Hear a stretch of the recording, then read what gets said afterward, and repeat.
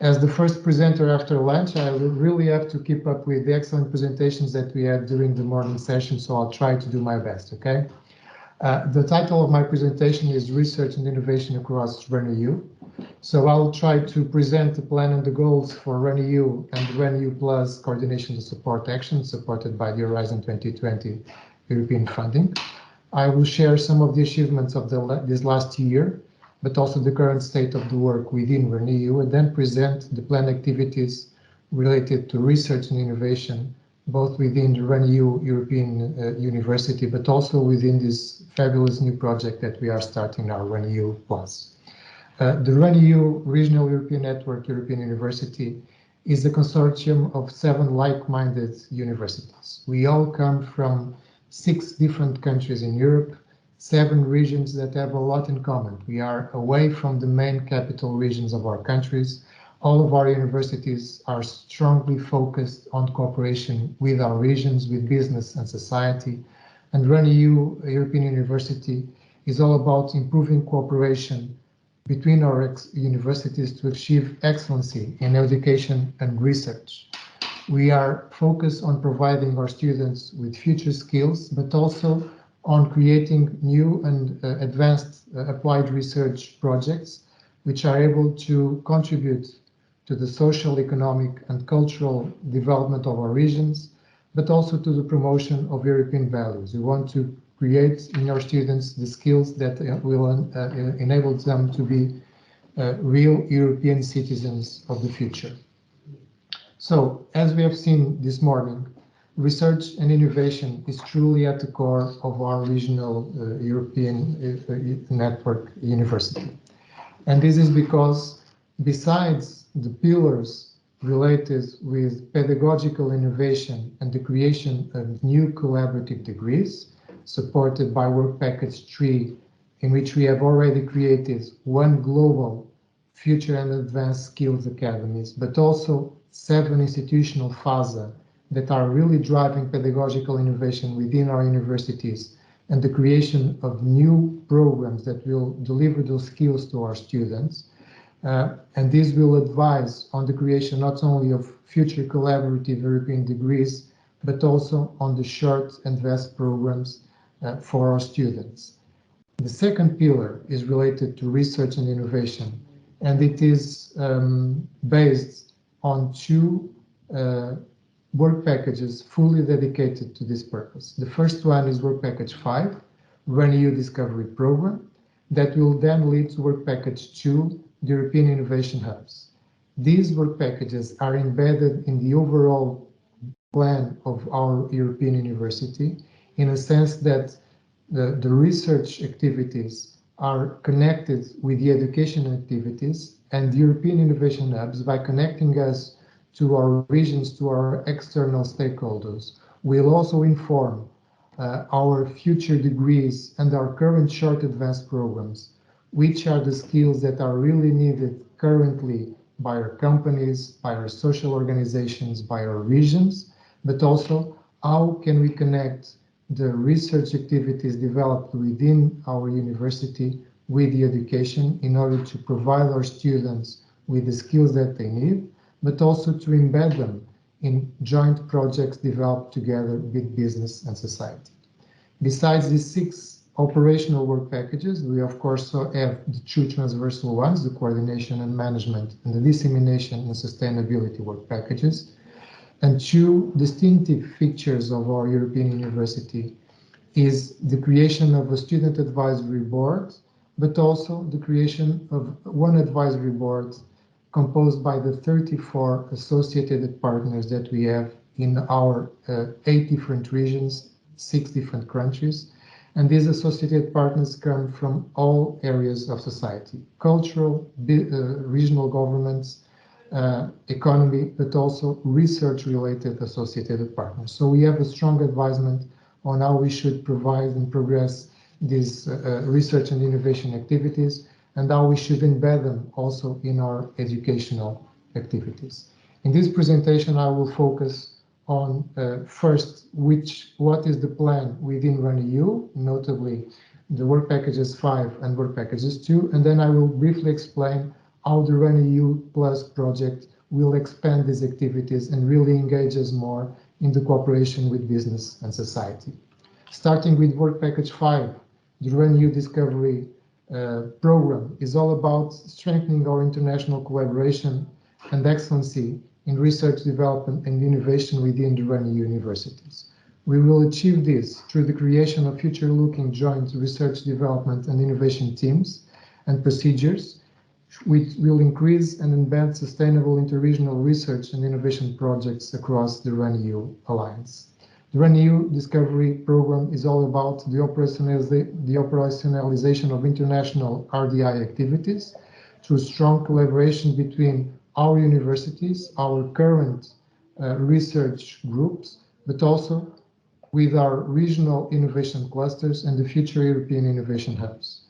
The main goal is to promote social and industrial innovation through applied research that will create viable products and activities that have real commercial and societal potential. We have to create impact in our regions and in society, and also achieve this through the creation of links between teaching, research, and innovation. And this is already being done through the development of short advanced programs, which take our students, our researchers, and our academic staff to our associated partners and engage them in teaching and research activities that really address the society and the problems within our region and associated partners.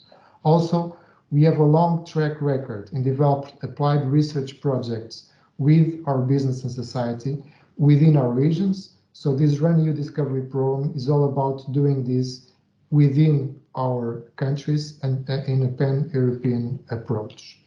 In terms of what we have already been able to achieve, we started with an exhaustive audit and characterization of all of the RunEU research units and capabilities.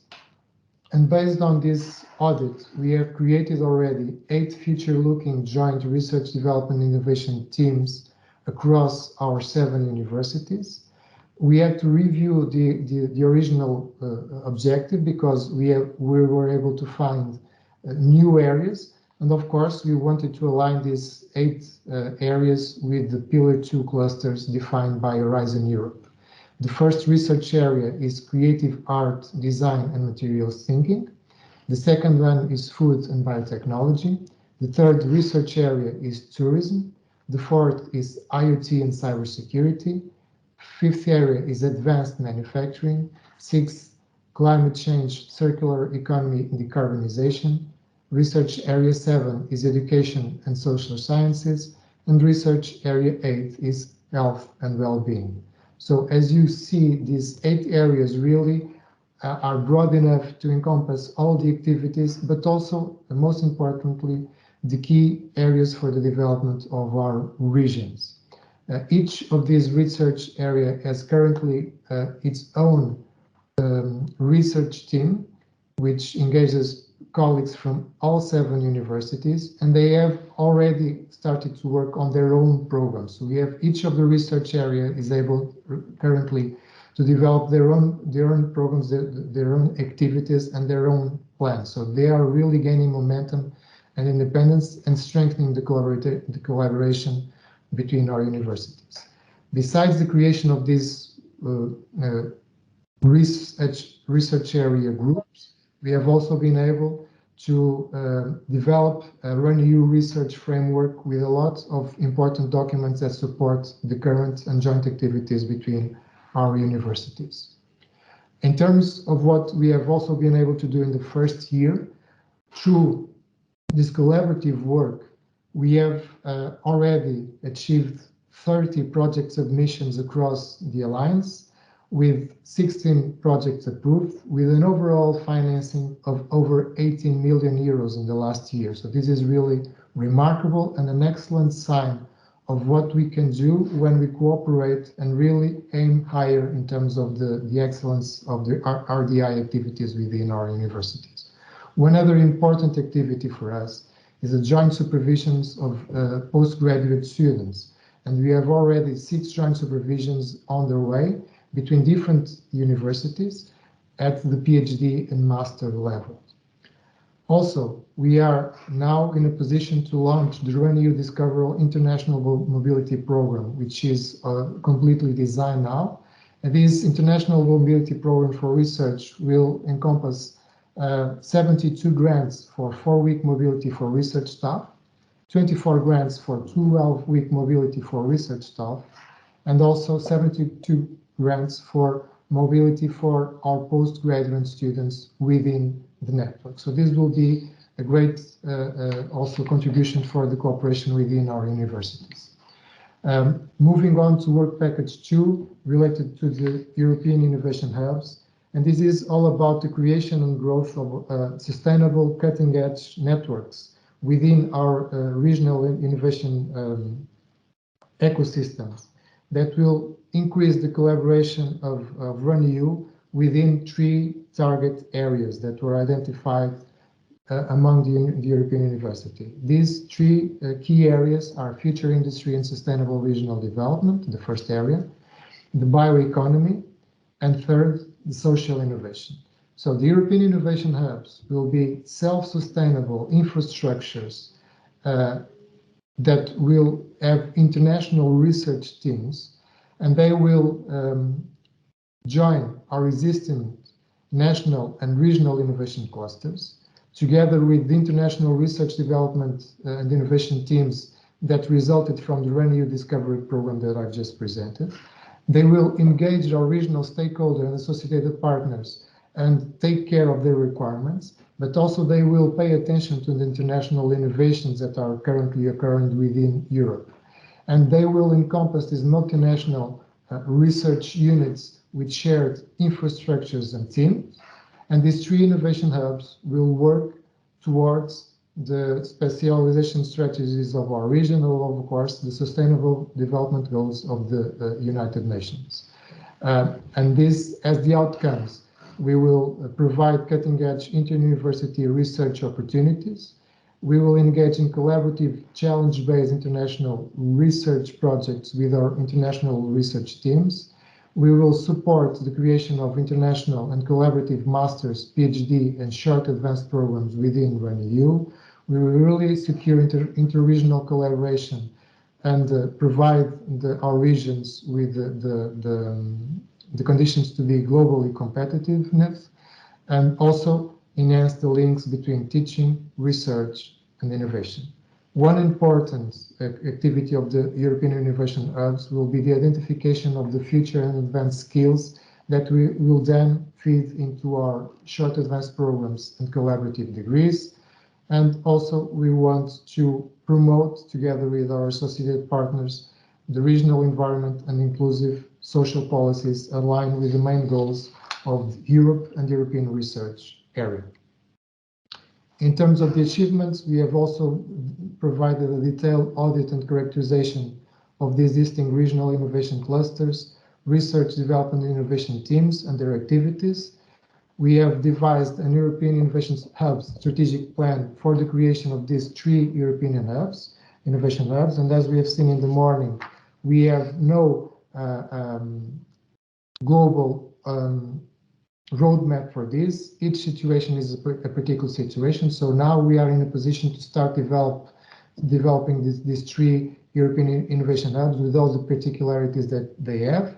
And we also have provided and achieved a lot of networking meetings and engagement with our associated partners, notably in specific meetings for this, but also in our General Assembly that happened this last month of November in Ireland. Also in Ireland, led by TUS, we developed the RunEU European Innovation Hubs virtual conference. It was an opportunity to have more than 300 participants, more than 70 papers that really describe the activities of the RunEU University in terms of applied research with our partners. And this was a great opportunity also for our researchers to get to know each other and know future collaborations within the network. Regarding the development of the European Innovation Hubs, this is the overall plan for the development of each of the 3 European Innovation Hubs. I have here the example for social innovation. and a feel of what we have been able to do in the last few years, which is really get to know which are internally our research units, which are the external partners for each of our regions, and which facilities already exist associated with our universities, but also with our associated partners. And based on these three pillars, research unities, facilities, and external partners, within each of our 7 universities and our 6 different countries, we have now the group of relevant stakeholders for the creation of these 3 European hubs in each of the 3 different areas. We have also devised a development plan for these European innovation hubs that, of course, have to engage our universities, not only the faculty, but also the students, and notably the postgraduate students, connect them with companies, with social entities, but also with government and political actors. And each European Innovation Hub will have its own development and sustainable strategies and the co-design strategies with the relevant stakeholders in each of the 3 different areas. The establishment of these European Innovation Hubs will require specific governance and financing models for each one of them. And also they will have to, through the engagement with stakeholders, provide the identification of the interregional educations and training opportunities for future skills needs, but also the identification of which are the most relevant research projects and areas for each of our regions. And this will contribute to a clear objective of RunEU, which is the establishment of a new European zone for interregional development, or as we call it, EZID. EZID is the implementation of the quadruple helix approach for RunEU, engaging not only the education zone, which of course is composed by our 7 universities, engaging us with an interregional business and enterprise zone, which will provide economic development opportunities in the areas of future industry, sustainability, and bioeconomy, but also a network of transnational startups. The third aspect is the international regional government zone, engagement our regional governments, embedding the strategies and policies, contributing to the smart specialization strategies of our regions, but also granting our research activities with the regional funding and investment. And finally, the fourth aspect is the social and cultural zone. We really want to contribute also for social innovation, cultural heritage, and embed the European values within everything that we do in RunEU. Regarding the EZID, we have a great achievement within the international conference organized in the framework of the Portuguese presidency of the European Council in April 2021, which was the signing of the Memorandum of Understanding between our 7 universities and the regional government representatives from all the regions of RunEU. So this really gives you the impression of the commitment of all of our universities and regional governments. As we said, we are now starting RunEU Plus, the coordination support action for really connecting us more to our ecosystem, and also with a clear objective of providing professional research programs for business and society. So the overall objectives of RunEU Plus are the implementation of a common research and innovation agenda and strengthening the academic business collaboration within our research and innovation activities, but also deliver joint and collaborative practice-based research degree programs at both master's and PhD levels, of course in association with our regional ecosystems, regional industry, business and society stakeholders. But we also want to strengthen the capacity of human capital, and this will be done by equipping our research with the combination of pedagogical and research skills, and focusing not only on the academic, but also on the supervisors that will come from business and society, and the creation of a cloud of knowledge portal related with human capital and research development skills. We want also to have a clear target in the mainstreaming of open sciences, open science practices and skills. But most of all, we want to reinforce cooperation within research and innovation activities across and between Alliance members and our regional stakeholders, and contribute to the development of the European research area hubs by fostering joint research and innovation activities across our Alliance. In terms of the organization of the project, we have 5 operational work packages, and I will present briefly the work package 3 and work package 6, the Common Research and Innovation Agenda and Research with Business and Society, since in the following 2 presentations we will discuss the strengthening of human capital and the mainstreaming of open science practices. So, work package 3, Common Research and Innovation Agenda, is all about the identification of strategic research priorities and defining the long-term roadmap for these research activities, the design of a roadmap for the development of professional practice-based research degrees, really evaluating non-traditional PhD delivery mechanisms, but also the development, the roadmap on how we want to achieve this. The objective 3 is to have a shared action plan for the validation, but also the accreditation of these professional research-based collaborative degrees. And of course, we want to be able to evaluate the impact of these models and also which are the economic resources engaged in this or required for the development of these programs. And finally, to assess the potential for innovation, impact, but also how we can scale these new pilot programs to other members of the Alliance, but also other countries and universities in Europe. The tasks related with these work packages are directly related with the objectives, so I will move on to work package 6, which is research with business and society, and the creation of professional practice-based research degrees, 5 different very clear objectives: enhance the regional ecosystem for research and innovation within the RENEU Plus members, strengthen the research capacity in business and academic, support innovation development and mainstream entrepreneurship and transversal skills, but also pilot initial cohorts of professional practice-based research degrees in collaboration with industry and business. In terms of the tasks, the first one is the creation of an innovation ecosystem, really strengthening what we have already been able to do and the potential of the European innovation hubs. Second, strengthening innovation capacity program, here with the development of a network of research and innovation ambassadors, connecting us with our regional ecosystems, innovation ecosystems.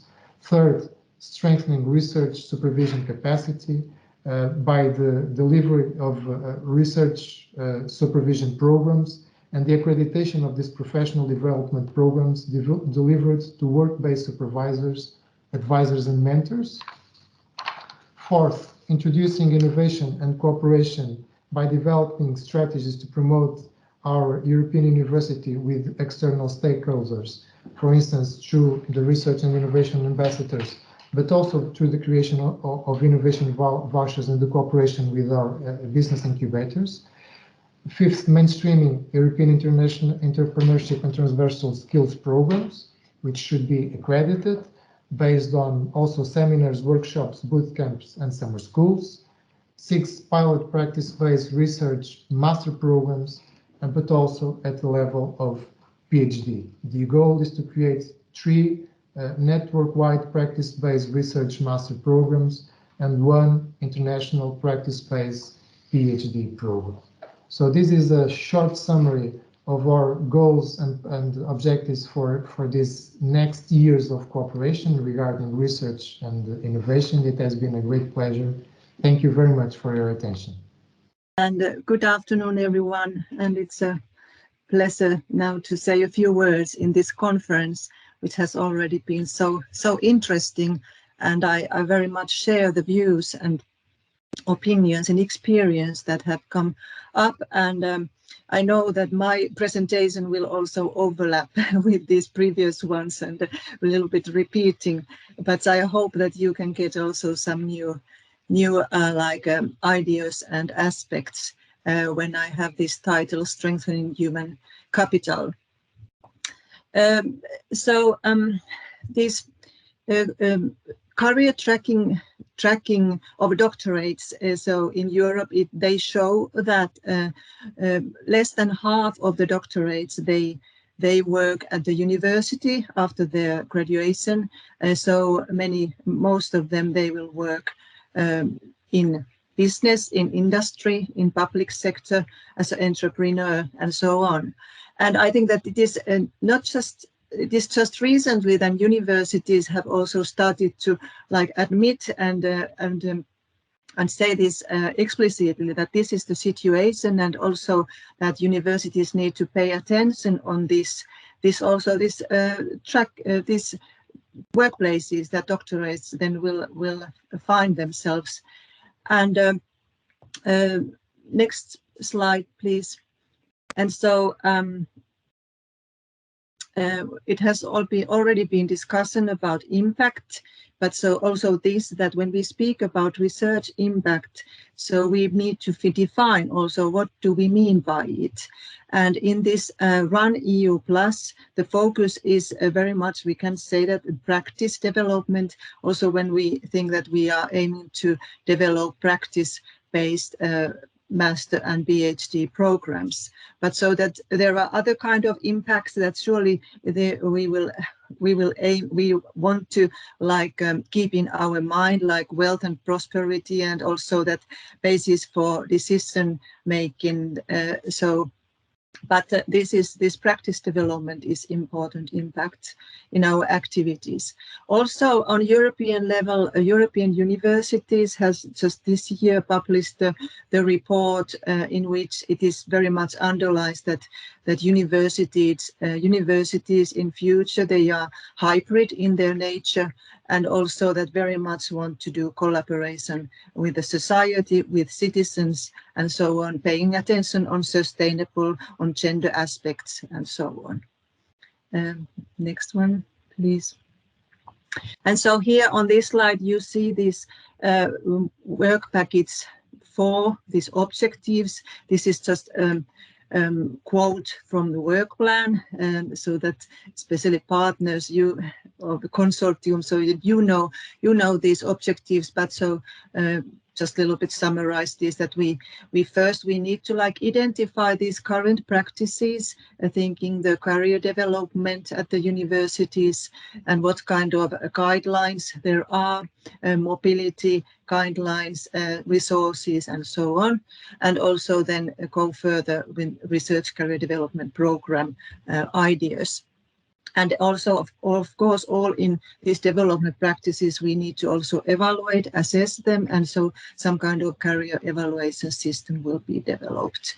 And all this information, knowledge that we are gathering, so the aim is to also put it in one place in the cloud, and then have it as a resource for all. And it is also recently when universities have started to more discuss about not just about researcher skills, but also that this teaching is important part of the university's activities, and that's why also this teaching and pedagogical skills are emphasized, and that is also the same in our project, that we want to make it very visible that we pay attention on these skills.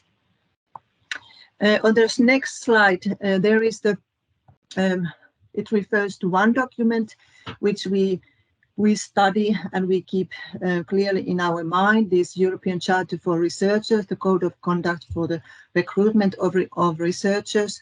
On the left side, there is the list of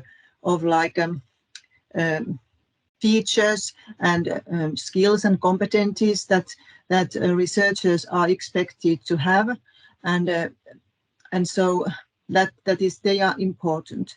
But then they are a little bit more on general level, and that's why universities, and we need also stakeholders from other kind of organizations that can also identify more concretely what kind of skills and competencies are needed in industry, in public sector. And on this right-hand side, there are some skills listed. This is from one project, Doc Enhance, that is also now running, and it aims to develop open resources, open educational resources for doctoral training.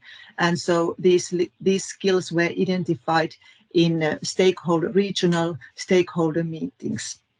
But so you can see that there are communication and presentation skills, organizational skills, entrepreneurial skill, leadership, supervision skills, language skills, digital skills are not there mentioned, but they were also in that discussion.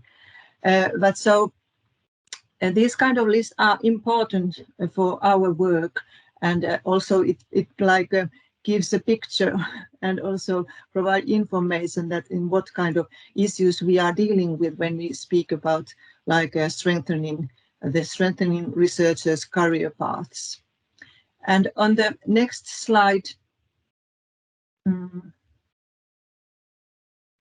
one before, yes, so there is the picture so that we don't start from zero when we think about skills that researchers need. But so there are different kind of pictures and categories describing the concept competence needed for researchers. And this picture and these skills are made by the European Council of Doctoral Candidates and Junior Researchers, this kind of European level association. As you can see that there are nine like main categories, and one is also career development, how to support researchers to do like good CV and also like planning continuously their career, and hunting work, job searching, and of course these other skills and competencies as well. And then on the next slide, there is another example of the researcher skills, like this is Vitae, from Vitae Center from UK. They have produced this kind of electronic tool by that researchers can identify their current research skills, and then like based on that can make a development and plans how to develop these skills. On this wheel, there is in the center, there are 4 main domains, and on the right hand side, there on top, there is this knowledge and intellectual abilities, and of course that is traditional universities' task and role to educate young researchers in this field. But I'm also thinking that when regarding the research methods, so of course collaboration with industry and with with non-academic sector, that also brings like new research methods and the need to develop new kind of research methods, so that it's not like we can't like look this picture also that certain skills are definitely universities' task, and then some are like responsible task for other kind of environment. But this wheel, why I took this on here on this presentation, one reason is that this kind of like wheel or picture can be used also in discussion in collaboration, that can be like identified that, well, these are the skills that this PhD student can achieve in our organization, like this finance, making a budget or other management skills or something else. So it is just an example that how we can like benefit on existing tools and papers and documents. And then next, on the next slide, as we speak about these pedagogical skills, so it's not only like for early stage researchers, but we also need to think the supervisors that are then supervising these younger researchers, that this collaborative education and training So it is now going towards more and more in universities to eat that this old master apprenticeship model, that there is one supervisor. It is not, it will be, and it is already replaced very much joint supervision practices. It means that, and also on universities, guidelines and documents, it is said that it's doctoral student, doctoral candidate need to have 2 supervisors. And of course, it is very nice situation for the doctoral candidate if he has then the good supervisors from different kind of environments. But then also this kind of situation, it brings new challenges for both sides. And today we also already heard, it was Zoltán telling about his experiences on doctoral education and this kind of on collaborative doctoral education. So that, for instance, this criteria for supervisors, it need to be solved and discussed. Also that how these tasks that supervisors then will have, so that how they are recognized on organizational level, and then that there would be shared understanding. What are the goals of the doctoral education? What is dissertation? When we speak about that, it is scientific document. So what it is, and then roles between supervisors, and also these practices. So these are all elements and issues that are important to be discussed in collaboration. And on the next slide, there are also some features on the collaborative of this collaboration that has come already in these existing collaborative programs. So it takes time when there is collaboration. So people might use the same concepts, but when the process will show that there are different kind of content that people are carrying with these concepts. And so that is important then to have some time, to discuss. Also, these formal agreements and arrangements, they are important. Financial issues. So if they are already available in the beginning of collaboration, it's always better than later.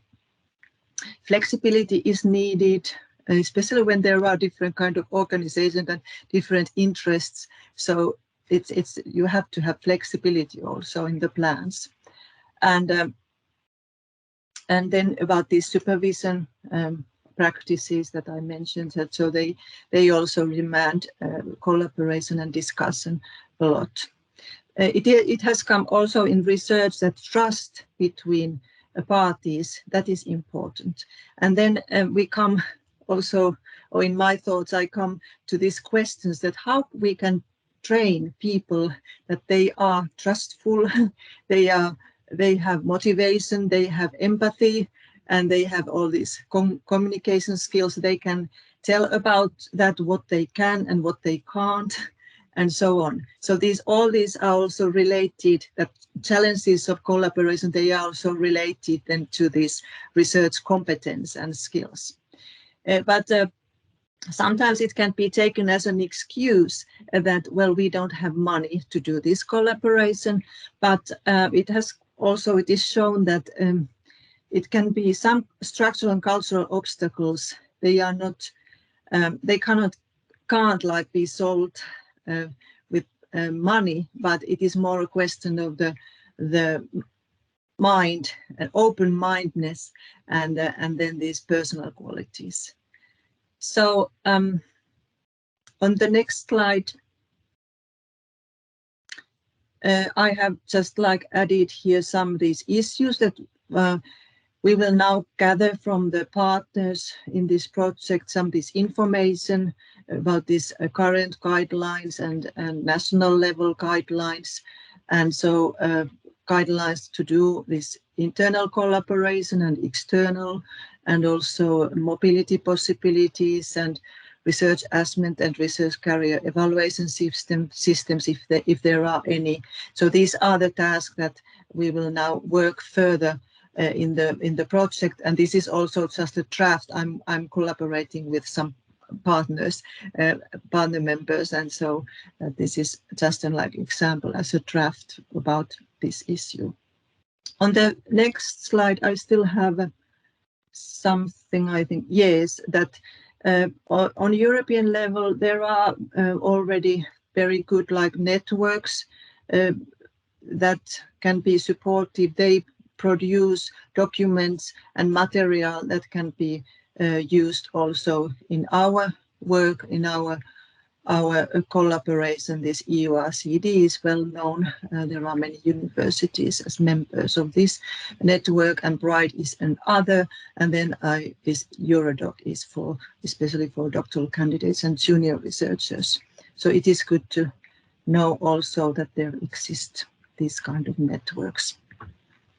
So I think I was quicker than I thought. That yes, these were my thoughts now, and so we can then later discuss a bit more if you have any questions or comments on that.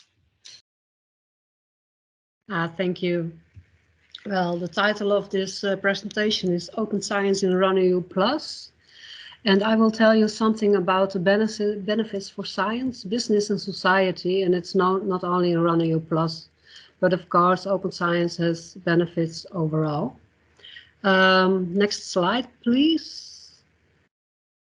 At the work package 5, it's called Mainstreaming of Open Science Practices. At NHL Stennen, we are the work package leader, but Fachhochschule Vorarlberg has also co-leadership. So with 4 of us, we're with 4 people, we try to manage open science. Next slide.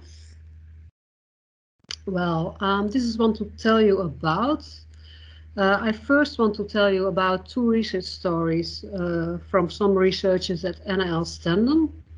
And I hope this is the basis. I can show you the benefits for open science in business and society, but also for science and research as well. And in the end, I will tell you about work package 5 and what we will do with that.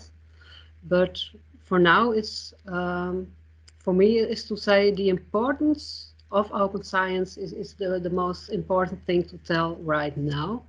And I will tell you about, for example, Dr. Klaas Dijkstra. He is our associate professor. Next slide, please. And his professorship is computer vision and data science. He is expert in deep learning and artificial intelligence. And maybe it's nice to know he studied at Limerick. So he was RunEU already before it even existed. Well, Klaas Dijkstra has invented a specific algorithm.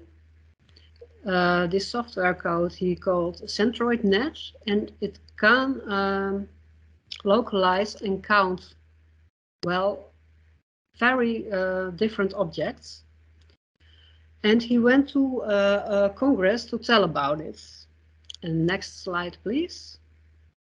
And at the congress, he showed pictures of potato plants made with drones. These are the pictures in the above section. The drones, the pictures were made by his research group. And it was because of the harvesting of potato plants. They have the habit to intertwine a lot, so you can't count them exactly. And he made it that he could count them exactly. And you could tell what the harvest would be. So that were the potato plants. And this algorithm was very useful in that. Then he tried the algorithm at cell nuclei. And this is the picture down. These cell nuclei were already studied by another research group. And well, CentroidNet worked also from them.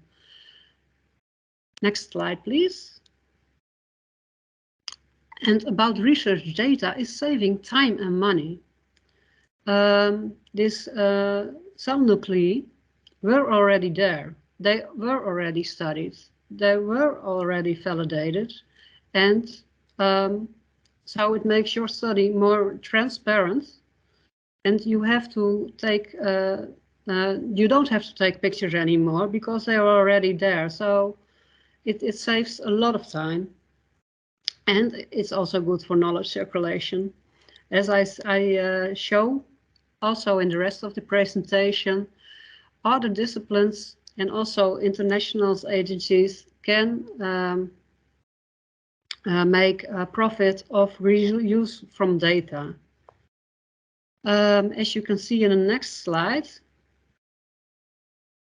Klaas Dijkstra put his software code on GitHub. GitHub is a platform for software code developers, developmental people. And there's a community over there who shares and publishes their software codes. And in the next slide, you see that somewhere in Spain, they could work with these software codes. In Valencia, there was a research group by, and now I have to take my notes because I don't know his name anymore, but it was Roberto Rui di Ostri, and he searched for point sources in the cosmos. So we're going from potato plants to the cosmos. And he was looking for the point sources who were remitting gamma rays. And gamma rays are something like Röntgen rays, X-rays. You can't see them, but they are there. There are some light, some kind of light rays. Well, because, and now you come in the next slide, because Klaas Dijkstra did publish his CentroidNet with a public license for free software, this research group in Spain could reuse the software code, could redistribute it, but also reproduce it for their research themselves. And this is why it's so important also for researchers, because Klaas Dijkstra, you see in the next slide, he did have an article with the professor of the group, Roberto Ruiz de Ostri, the main researchers, Boris Pannes, Klaas Dijkstra, you see also in the middle, and Sascha Karen. And Sascha Karen is also a Dutch scientist. And she is with the Radboud University. And Klaas Dijkstra and Sascha met, and now they have doing a great funding request. In the next slide you see it, at the NWO. And the NWO is one of the greatest, largest funding organization in Holland. And they are doing the request for a considerable amount of money. So it's also people you don't know, you learn to know by publishing open science, but he wasn't expecting to count potato plants and then count X-rays of gamma rays in the cosmos with his invention. The national WO quote that resources paid by public funds should be freely accessible worldwide. This is what open access is all about. And in this way, valuable knowledge can be utilized by researchers, business, and civil society organizations. And then we come to our RunIU project.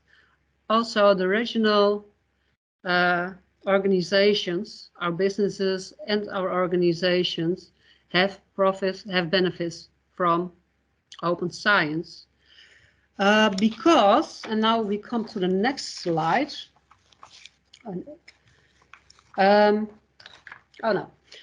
Horizon Europe also has the same quote. It should be open access. And it's not only because of its money from the people, it's also about the faster knowledge development. As you can see, COVID, because everybody took his data from COVID, every country, and put it together, we got a larger view and a faster view about how the virus did develop themselves. And but there are also citizens who are interested in science. Most important, I think, are the patients organizations. Patients organizations don't have the money to pay for every article on their interest level, but they have a huge interest to have the new knowledge about this specific diseases. So I think all scientific papers should be open published, so also that also patients' organization can have their benefits. Next slide, please. Well, there is another organization, the UNESCO, who wrote a recommendation on open science, and the UNESCO has published it in November this year, so a month ago.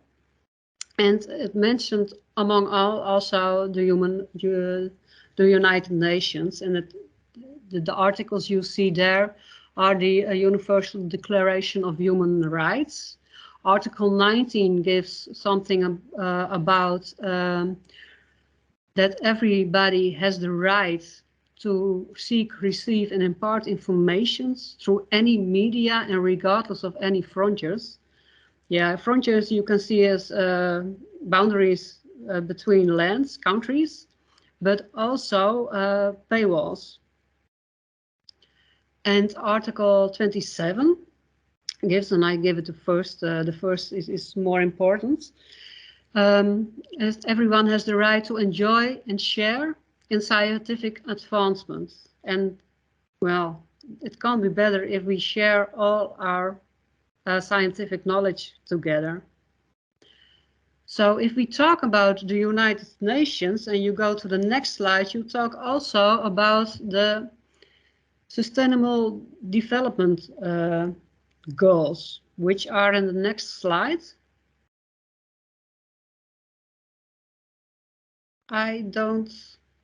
Yes, there it is. There are 70 goals, which we want to share with you. And one of these goals is reduce inequality within and among countries. We have rich countries, we have less rich countries, but also less rich countries has the right to have knowledge. And without paywalls, they can share and profit more of the knowledge we have. Also, everyone has to have a good quality of education. So if teachers and students have access to the latest developments, you can have better input and also have faster knowledge sharing.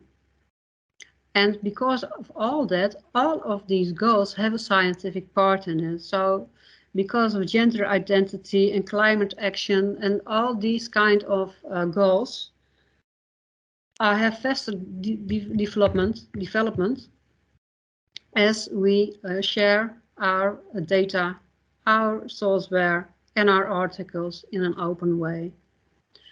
Next slide, please. Researchers know this as well.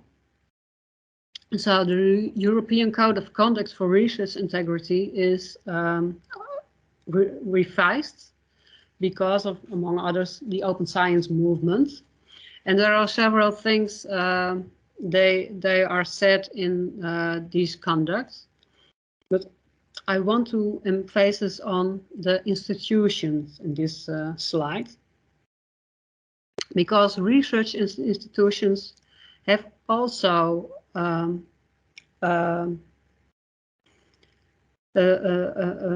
way to support the infrastructure for the management and protection of data and articles. And so these organizations have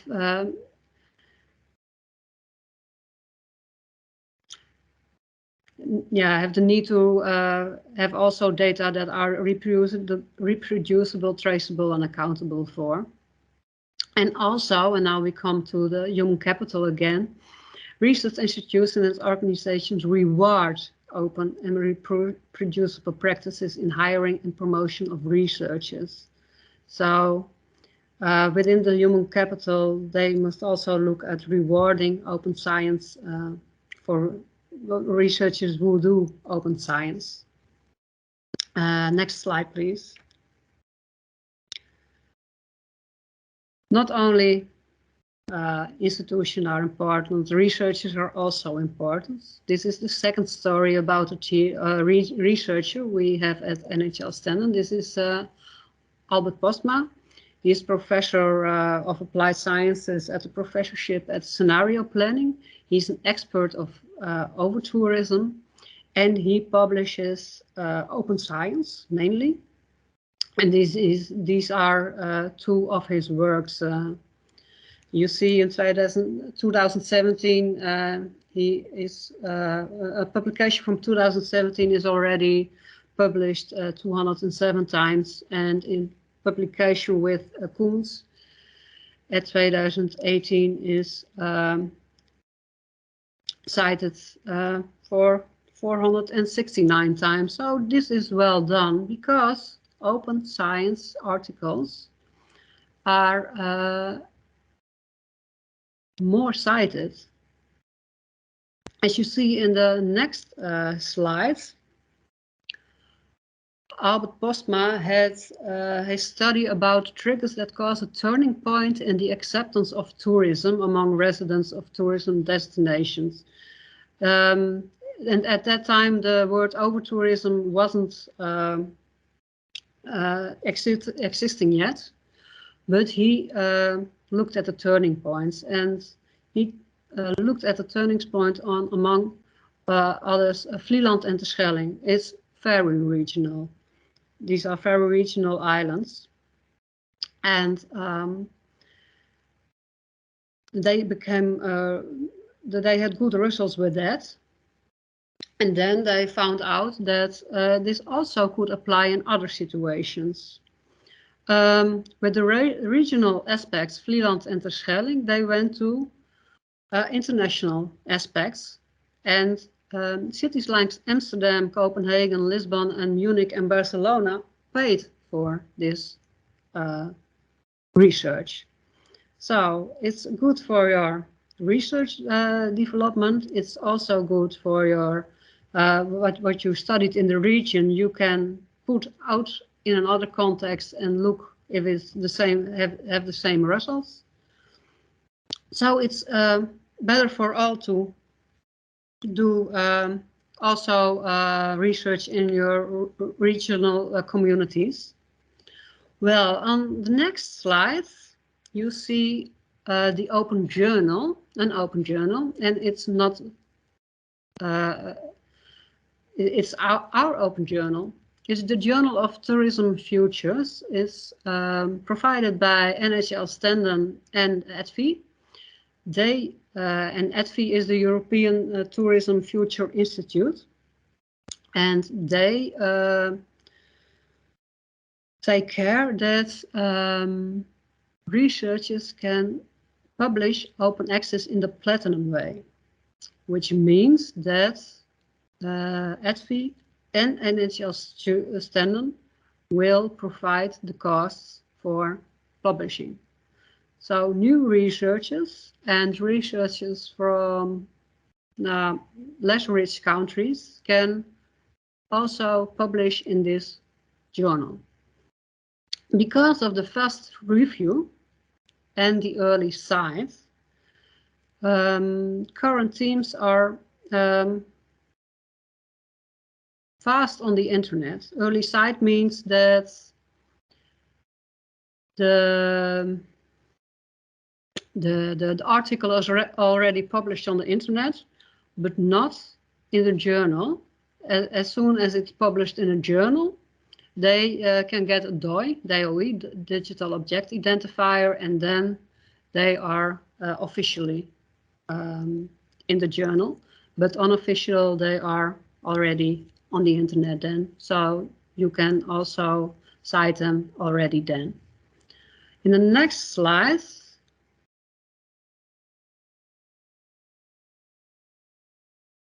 you see the benefits for the researcher to publish open access. You are cited more, you get more media attention. Journalists want to read the full article before they publish an article themselves about your research. And for social media, it's the same. Social media accounts are more eager to put your open science research in the spotlight. Then you get more potential collaborators. Yeah, you see with Klaus Dijkstra, there was an international collaborator with another discipline, within another discipline, and that's, you can also have more job opportunities and also more funding opportunities. Next slide, please. Well, that's, I hope I have convinced, if I had to convince you about the importance of open science. Well, now you know why we want to have open science in the RunEU Plus project. And that's why Work Package 5, I think, is one of the most important projects, open science, in this project. Next slide, please. We want to mainstream open science practices and skills. We want to cultivate awareness, and we want to equip our researchers with the necessary tools. We want to apply a consistent application and internationalizations of the European Code of Conduct, as I mentioned before. And we want to develop a series of training workshops with also the jargon of intellectual property, knowledge transfer, preprints, postprints, platinum open access agreements, fair data, and open sourceware. And as you can see in the next slide, we have this year to have several of our deliverables. We want to ask everyone in our community, with the 6 universities, what they do with training and education on open science skill. We make a gap analysis, and we want to develop an open science training with the things we already do and new things we gonna develop. There will be an open science ambassadors network. We will also have a plan for this year, what we want to have delivered. And of course, there will be an annual report of this. I hope, and this is the last slide, I have convinced you.